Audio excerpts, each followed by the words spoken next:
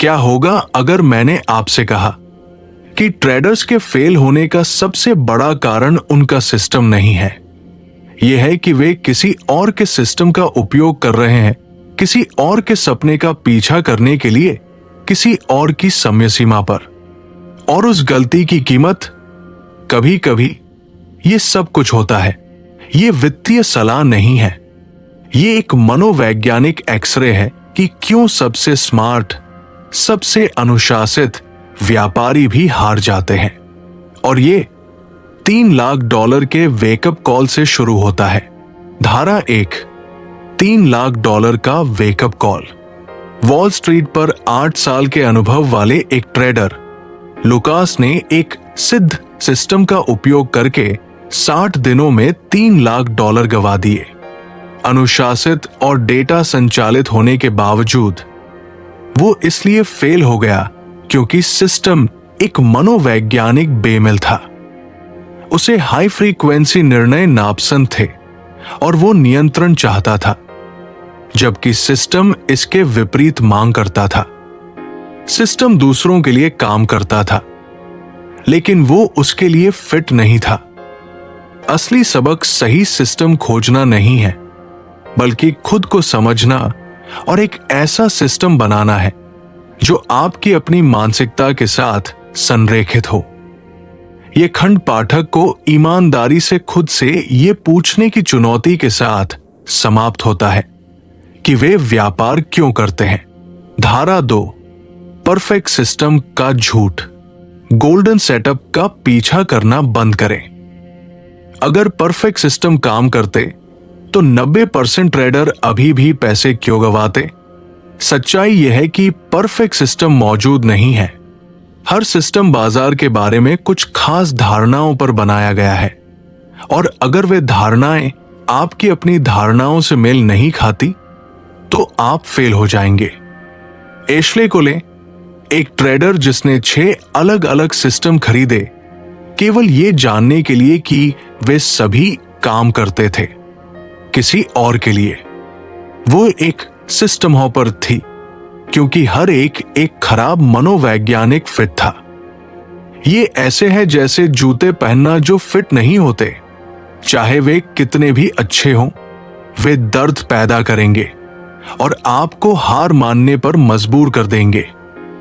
Trading में सफलता एक बढ़त खोजने के बारे में नहीं है, ये आपके अपने संरेखित सिस्टम का व्यापार करने के अनुभव के बारे में है। धारा 3, आपकी ट्रेडिंग मनोविज्ञान ब्लूप्रिंट। एक रणनीति चुनने से पहले सही प्रवेश संकेत की तलाश करना बंद करें। ट्रेडिंग का असली खेल चार्ट पर नहीं है, ये आपके दिमाग में है। एक ही रणनीति का उपयोग करने वाले 2 व्यापारियों के परिणाम बहुत अलग हो सकते हैं, क्योंकि एक ने अपनी मानसिकता के चारों ओर अपना सिस्टम बनाया और दूसरे ने इसे अनदेखा कर दिया। अपनी मान्यताओं को एक कंप्यूटर वायरस के रूप में सोचें जो हर निर्णय को धीमा कर रहा है। आप सिर्फ एक नया प्रोग्राम, ट्रेडिंग सिस्टम स्थापित नहीं कर सकते हैं और उम्मीद कर सकते हैं कि यह काम करेगा। आपको पहले मुख्य ऑपरेटिंग सिस्टम को ठीक करना होगा। यही कारण है कि आपको एक मनोवैज्ञानिक ट्रेडिंग ब्लूप्रिंट की आवश्यकता है। यह आपकी जोखिम सहिष्णुता, निर्णय गति, सही होने बनाम जीतने की आवश्यकता, भावनात्मक ट्रिगर और धन के बारे में मान्यताओं पर एक ईमानदार नजर है।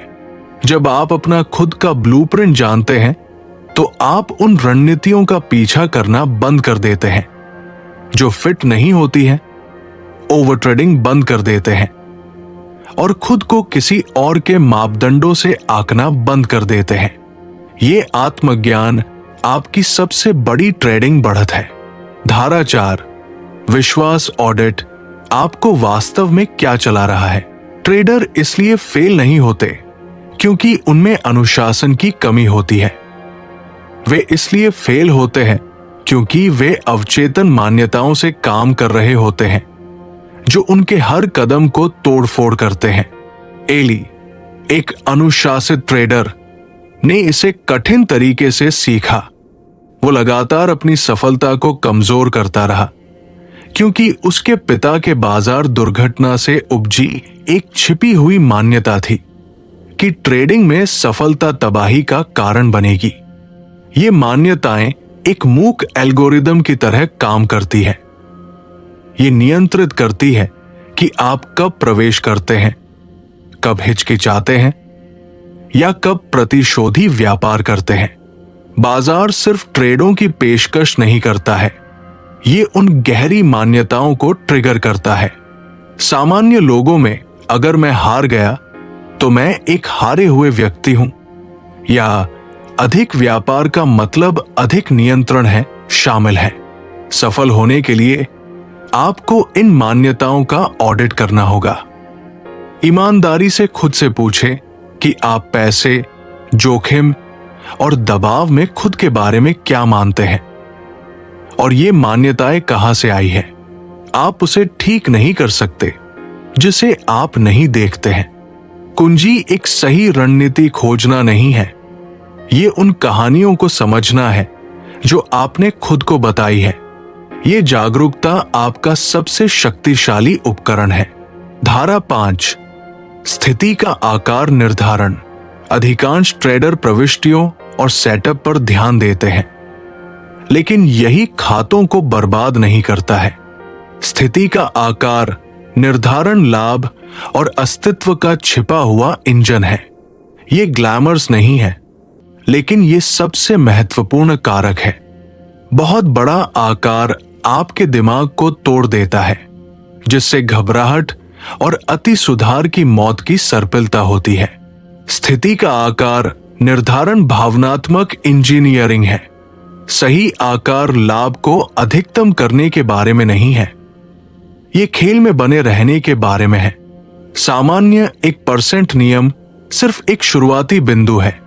आपका वास्तविक जोखिम आपकी रणनीति और आपकी मनोवैज्ञानिक सीमाओं से मेल खाना चाहिए। टॉम की कहानी, जिसका 90% जीत दर था, लेकिन फिर भी वो दिवालिया हो गया, ये साबित करती है खराब आकार निर्धारण किसी भी सिस्टम को फेल कर सकता है। जीवित रहने के लिए आपको अपनी व्यक्तिगत भावनात्मक जोखिम सीमा खोजना होगा। अपने पिछले नुकसानों को देखें और खुद से पूछें, मैं किस आकार पर लगातार 5 बार हार सकता हूं और फिर भी स्पष्ट रूप से व्यापार कर सकता हूं। अपने आकार को उस स्तर तक कम करें। लगातार दीर्घकालिक अस्तित्व के लिए कम रिटर्न इसके लायक है। धारा 6, एक्सपेक्टेंसी माइंडफुल जोखिम के पीछे का गणित। ट्रेडिंग सिस्टम को उसकी जीत दर से आंकना बंद करें। 90% जीत दर आपको पैसे गंवा सकती है, जबकि 30% जीत दर आपको अमीर बना सकती है। असली मीट्रिक एक्सपेक्टेंसी है प्रति व्यापार। समय के साथ आप जीतने या हारने की उम्मीद कर सकते हैं। सूत्र सरल है, एक्सपेक्टेंसी जीत % औसत जीत, नुकसान % औसत नुकसान। ये मार्ग भावना को हटाने के लिए डॉलर के बजाय आर गुणांक का उपयोग करने के लिए तर्क देता है। 30% जीत दर वाला एक व्यापार, लेकिन 6 आर की औसत जीत वाला व्यापार 70% जीत दर और केवल 1 आर की औसत जीत वाले व्यापार की तुलना में कहीं अधिक लाभदायक है। सबसे महत्वपूर्ण हिस्सा यह है, एक सकारात्मक एक्सपेक्टेंसी वाला सिस्टम भी आपको मनोवैज्ञानिक रूप से फिट होना चाहिए। उच्च भुगतान के साथ एक कम जीत दर वाला सिस्टम गणितीय रूप से काम कर सकता है, लेकिन अगर आप लंबी हार की लकीरों को संभाल नहीं सकते हैं तो आप अपने खुद के नियमों को तोड़ देंगे। कुंजी एक ऐसा सिस्टम डिजाइन करना है जो गणित और आपकी भावनाओं दोनों को फिट करे। धारा 7, सिस्टम फिट ट्रेडर। एक ट्रेडिंग सिस्टम जूतों की एक जोड़ी की तरह है। ये उच्च प्रदर्शन वाला हो सकता है, लेकिन अगर ये आपको फिट नहीं होता है तो आप फेल हो जाएंगे। ये वही सबक है जो डेरेक ने सीखा। उसने एक सिद्ध सिस्टम का पूरी तरह से पालन किया, लेकिन ये उसकी मानसिकता को फिट नहीं हुआ, जिससे चिंता, जल्दी बाहर निकलना और नुकसान हुआ। अधिकांश ट्रेडर इसलिए फेल नहीं होते क्योंकि उनका सिस्टम खराब होता है, बल्कि इसलिए क्योंकि वे किसी और के जूते पहने होते हैं। एक सिस्टम का असली मूल्य सिर्फ उसकी जीत दर या संकेतक नहीं है। यह आपकी जीवन शैली, भावनात्मक विनियमन और मान्यताओं के साथ उसका संरेखण है। यहां बताया गया है कि आप कैसे जानते हैं कि आपको फिट की समस्या है।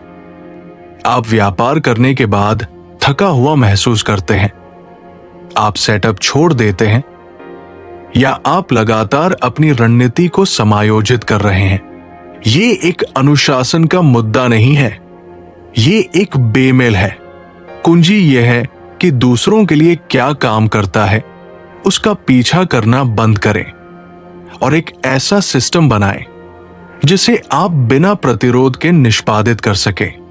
जब आप संरेखण के स्थान से व्यापार करते हैं तो आप खुद को तोड़फोड़ करना बंद कर देते हैं और आत्मविश्वास और स्पष्टता के साथ व्यापार करना शुरू कर देते हैं।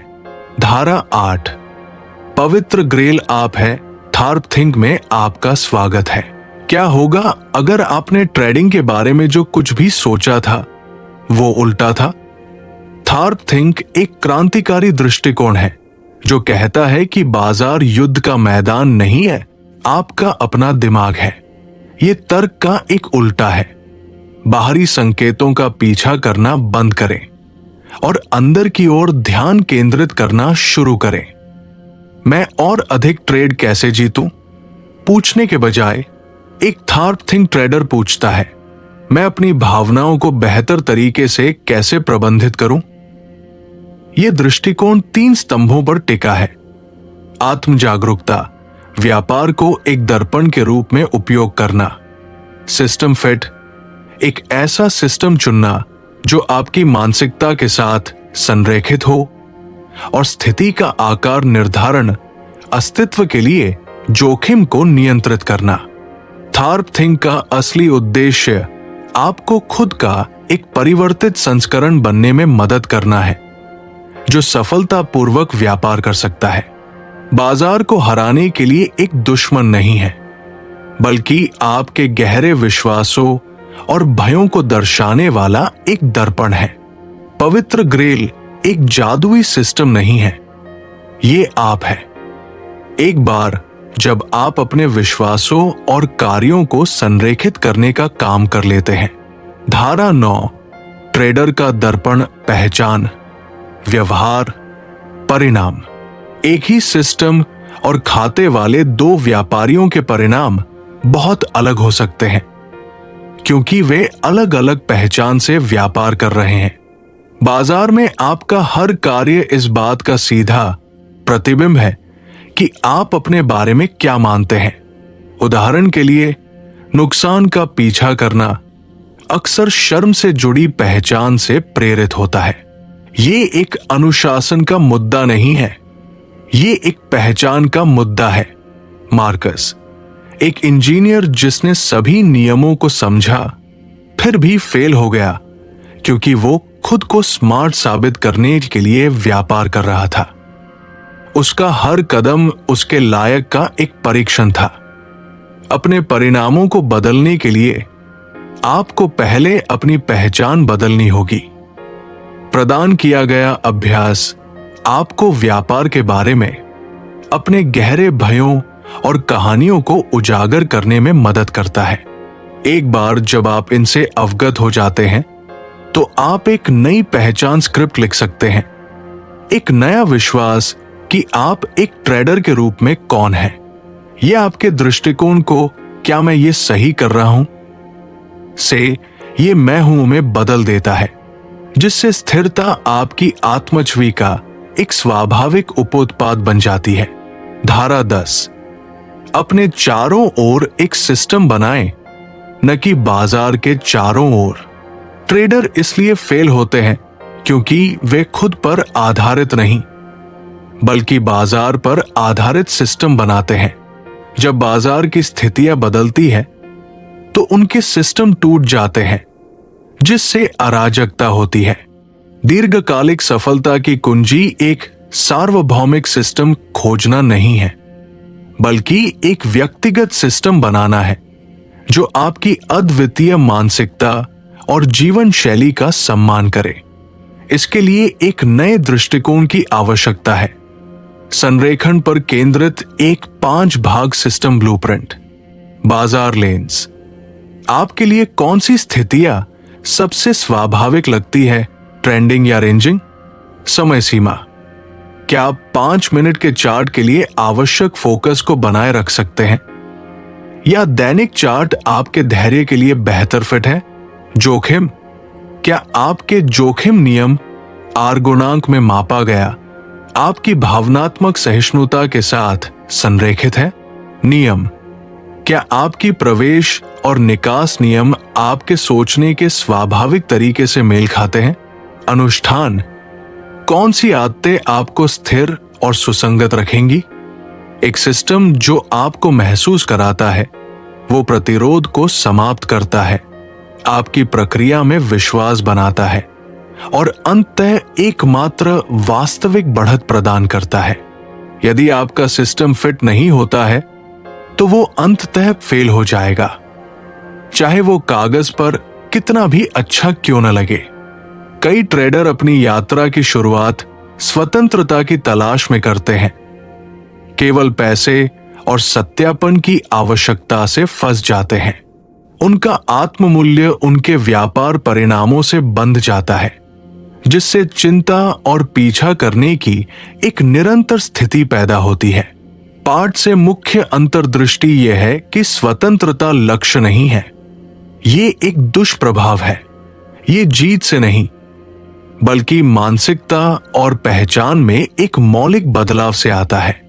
जॉर्डन की कहानी, एक अराजक ट्रेडर जिसने धीरे धीरे व्यापार करके और अपनी भावनाओं को जर्नल करके शांति पाई, इसे दर्शाती है। वो शांत और सफल हो गया क्योंकि उसे अब खुद को पूरा करने के लिए व्यापार की आवश्यकता नहीं थी। जब आप आत्मविश्वास और स्पष्टता के स्थान से व्यापार करते हैं तो स्वतंत्रता आपके कार्यों का एक उपोत्पाद बन जाती है।